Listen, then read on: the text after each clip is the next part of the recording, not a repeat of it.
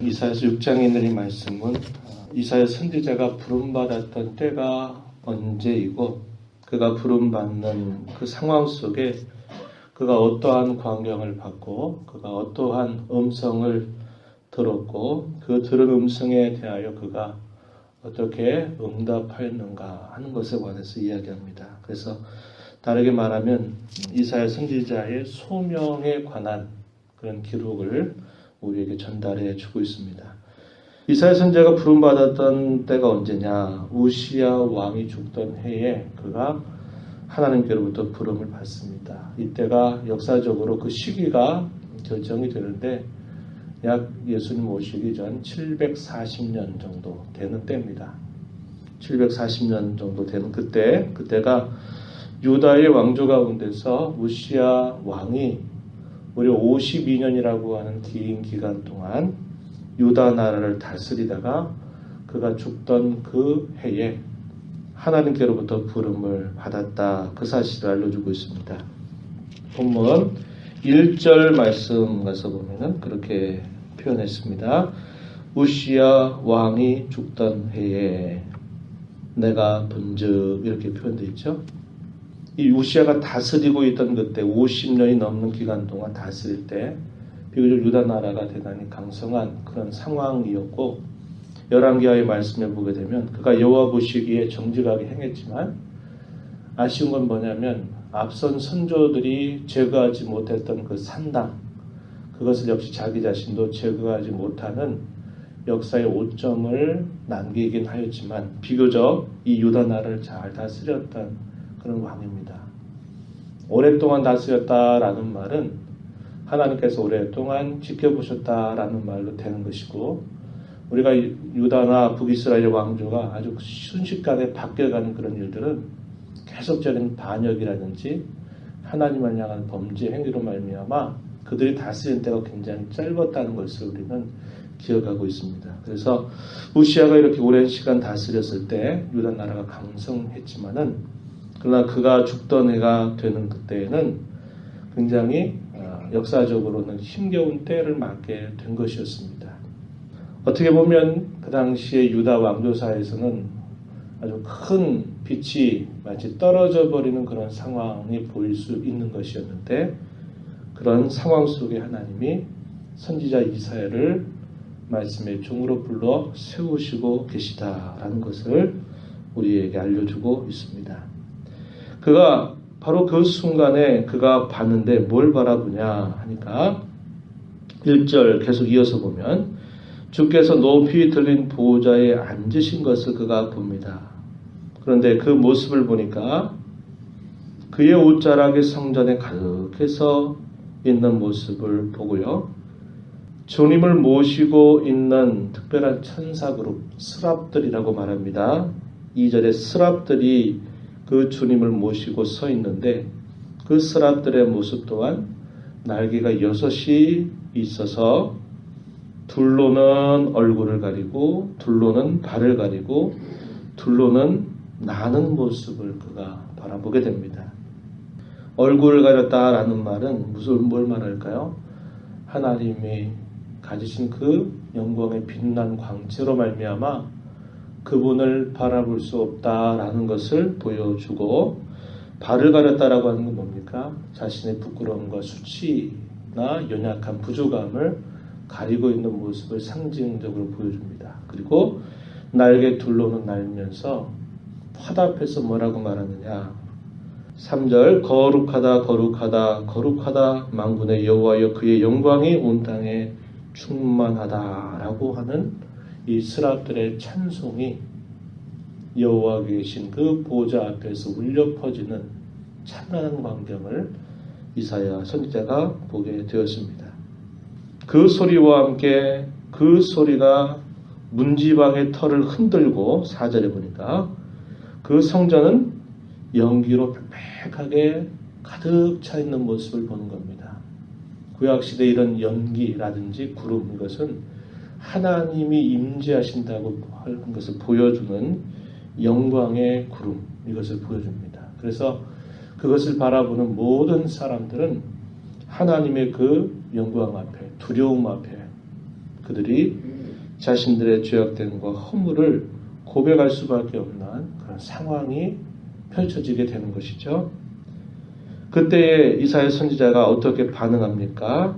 5절 그때에 내가 말하되 화로다 나여 망하게 되었도다. 나는 입술이 부정한 사람이요 나는 입술이 부정한 백성 중에 거주하면서 만군의 여호와이신 왕을 배웠음이로다. 이렇게 말합니다. 한편으로는 하나님의 그 찬란한 영광을 바라보면서 그 영광에 압도되어져 있는 그의 모습이요 자신을 바라볼 때는 그 하나님의 영광 앞에 한없이 죄악되고 부패한 자기의 모습을 어찌할 수가 없는 그런 모습을 하나님 앞에 탄식 가운데 고백하고 있는 그런 모습이다. 이것을 알 수 있게 합니다. 나여 망하게 되었도다. 나는 입술이 부정한 사람이고 입술이 부정한 백성 중에 거주하면서 만군의 여호와이신 왕을 배웠음이로다. 하나님을 배우는 자는 그분의 거룩하심 때문에 다 죽음을 당할 수밖에 없다고 하는 사실들을 직시하게 되는 겁니다. 자신을 가렸던 모든 그런 껍질들, 두터운 양파 껍질과 같이 자신들을 계속 덮었던 그 모든 것들이 적나라하게 다 벗어나게 되면 하나님 앞에 고백할 수 있는 유일한 말, 하나님 저는 죄악된 자입니다. 저는 죄인입니다. 하나님의 진노받아 마땅한 자에 불과합니다. 라고 하는 이런 고백을 드릴 수밖에 없게 되는 것입니다. 선지자가 죄악된 삶을 살았다. 그가 하나님을 전혀 경외하지 않았다. 불신자였다. 이걸 말하는 뜻이 아닙니다. 하나님의 그 영광의 광채 앞에 자기의 처절한 그런 모습들이 적나라하게 드러나면서 자신의 근본이 하나님 앞에 죄악된 자임을 고백하고 있는 모습이죠. 누가복음 5장에 보게 되면 여러분 그런 말씀을 기억하실 겁니다. 예수님께서 어느 날 그의 제자들을 부르시는 중에 베드로와 그의 형제들을 부르실 때 바닷가에 가서 그물을 던지라고 하는 그 말씀을 듣고 그 그물을 던져서 밤새도록 하나도 구하지 못했던 물고기를 만선의 기쁨을 가지고 해변가로 찾아 나오죠. 나온 다음에 베드로가 가장 먼저 했던 일이 무엇이었습니까? 그 말씀하셨던 주님 앞에 그가 갑자기 덥석 주저앉아 무릎을 꿇습니다. 그리고 뭐라고 말합니까? 주님, 저를 떠나십시오. 저는 죄인입니다. 이렇게 고백하는 겁니다. 그 상황을 도무지 누구든지 이해할 수 없는 상황이에요. 왜 그럴까요? 만선의 기쁨을 가지고 와서 얼마나 그것이 기쁘고 주님이 말씀하신 대로 순종했더니 이렇게 많은 물고기들을 거둬들였으니 이게 얼마나 기쁘고 즐거운 일입니까? 정말 그 앞에서 즐거워하고 기뻐해야 될 그런 모습이 당연히 떠오르는데 그 떠오르는 상황 속에서 전혀 상식 밖의 일을 행하는데 주님 나를 떠나십시오. 저는 죄인입니다. 이렇게 고백을 하는 겁니다. 그때 주님 뭐라고 말씀하세요? 이제 너 물고기 낳는 어부 되지 말고 사람 낳는 어부가 될 것이다. 이렇게 말하면서 베드로를 부르시죠. 베드로가 주님 앞에 취했던 그 행동이 마치 옛적에 성전에 가득 차 있는 하나님의 그 영광의 찬란함을 바라보면서 나는 입술이 부정한 사람이고 나는 입술이 부정한 백성 중에 거주하면서 만군의 여호와이신 왕을 배웠습니다. 고백하는 이사야 선지자의 고백과 똑같습니다.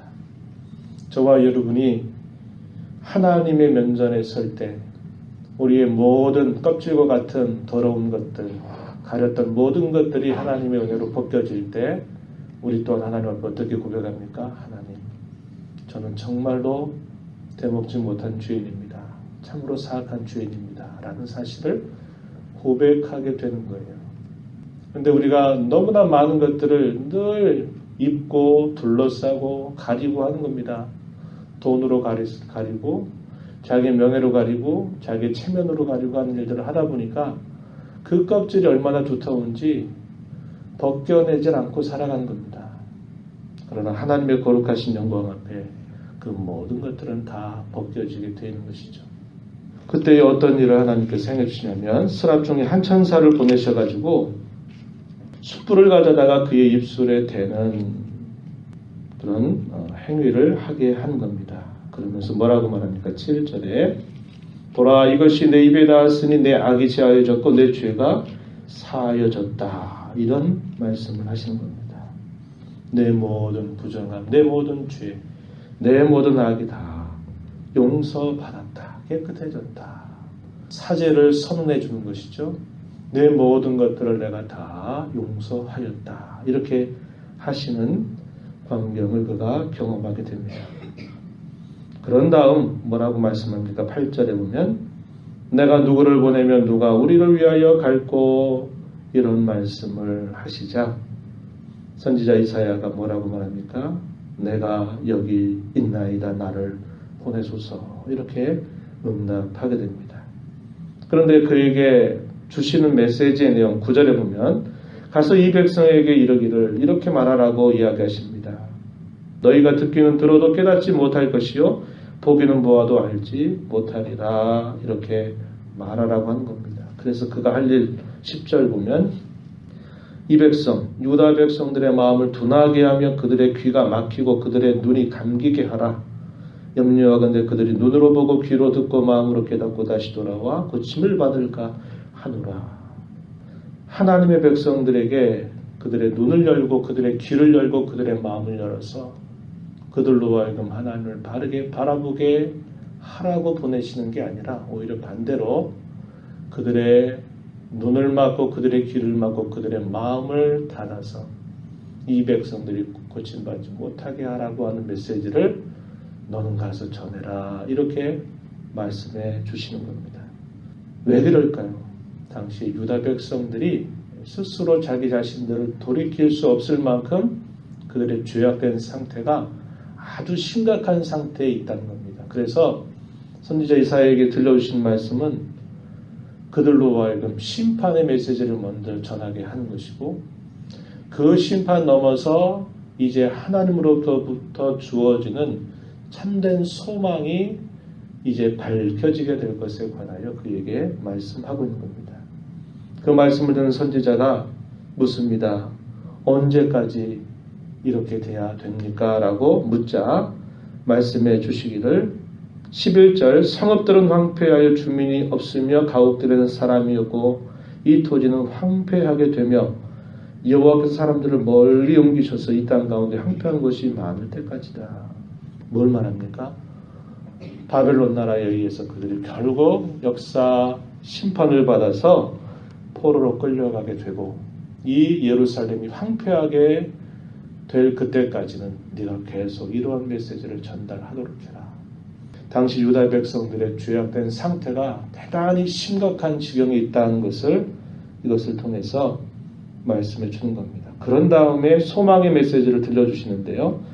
마지막 절입니다. 13절 그 중에 10분의 1이 아직 남아있을지라도 이것도 황폐하게 될 것이지만 밤나무 상수리나무가 배임을 당하여도 그 그루터기가 남아있는 것과 같이 거룩한 씨가 이 땅의 그루터기니라 이렇게 말씀하셔서 인간의 모든 죄악으로 가득 찼고 또 완고함으로 가득 찼던 그 백성들의 모든 죄를 증벌하시고 난 다음 이제 나무를 베어놨을 때 그 나무의 그루터기에서 새로운 싹이 피어나서 다시 자라가는 것처럼 참된 구원의 소망이 다시 움터나게 될 것이라고 말씀하고 있는 겁니다. 그들을 두고 뭐라고 말했어요?